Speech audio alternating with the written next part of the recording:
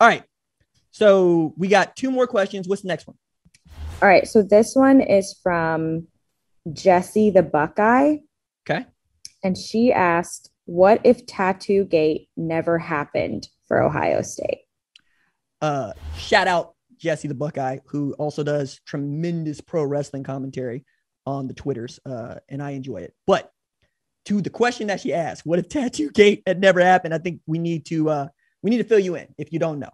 In 2011, 5 Ohio State players, including the star quarterback and a former number 1 overall recruit in the country, Terrell Pryor, were suspended for the first 5 games of the 2011 season for selling merchandise, receiving improper benefits, in quotes, from a tattoo parlor. They sold their Big Ten championships rings from the teams that they played on and their own jerseys, pants, shoes. And Pryor sold a sportsmanship award he received from the 2008 Fiesta Bowl. The irony of selling your sportsmanship award and being slapped with improper benefits, I'm here for it, right? In addition to the 5-game suspension, the players had to repay various amounts based on what they sold. The scandal ultimately resulted in the resignation of Jim Tressel, okay, who was doing a job there. And I need to outline this. Like, those 2000 teams for Ohio State that Jim Tressel coached are good. And by comparison, check this out. 2005, that's my junior year of high school. Ohio State goes 10-2, finished number 4 in the AP poll, and had the 74th best recruiting class in the country.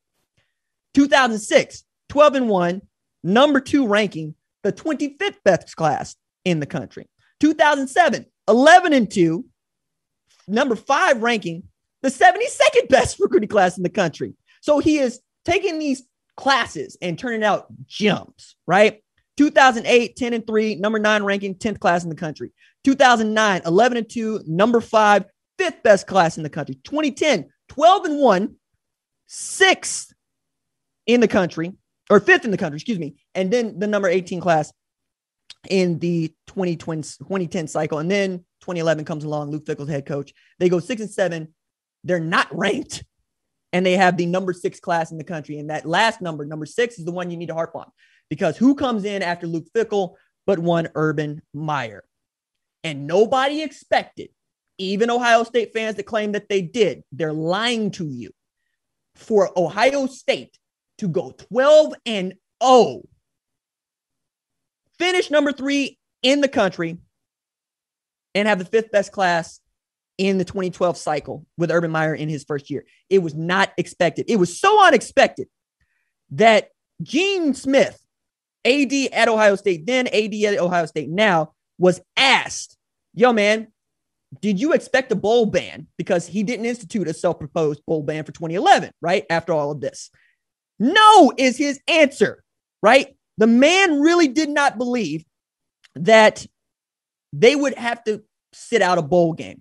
Matter of fact, the quote that he gives to Cleveland.com is, I never thought about it this year. That is 2011.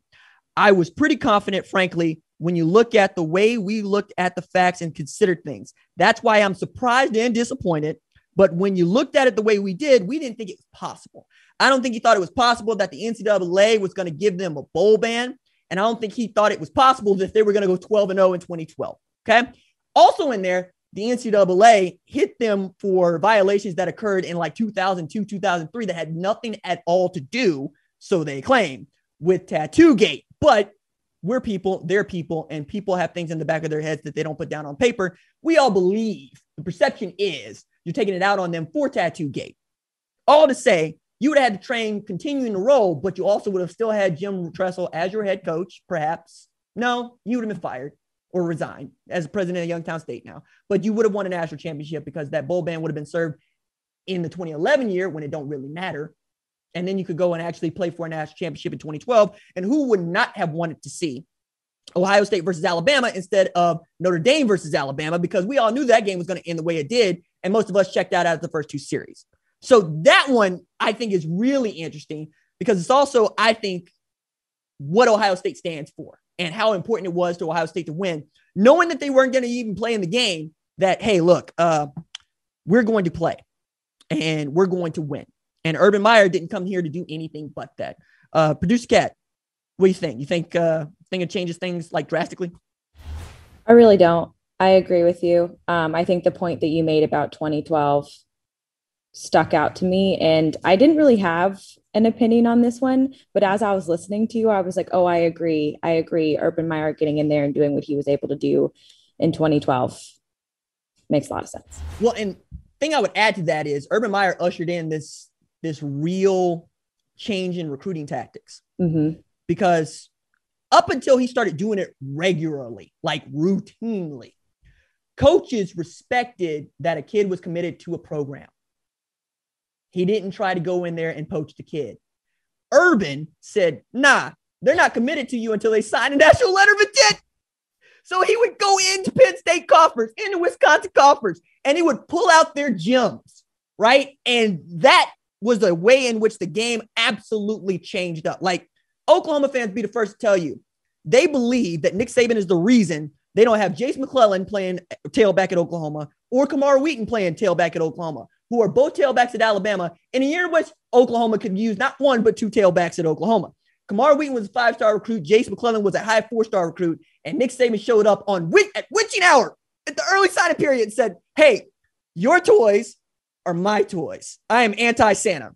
Showing up to your house at Christmas, take your stuff off the fireplace, off the hearth, and go play with it in front of you.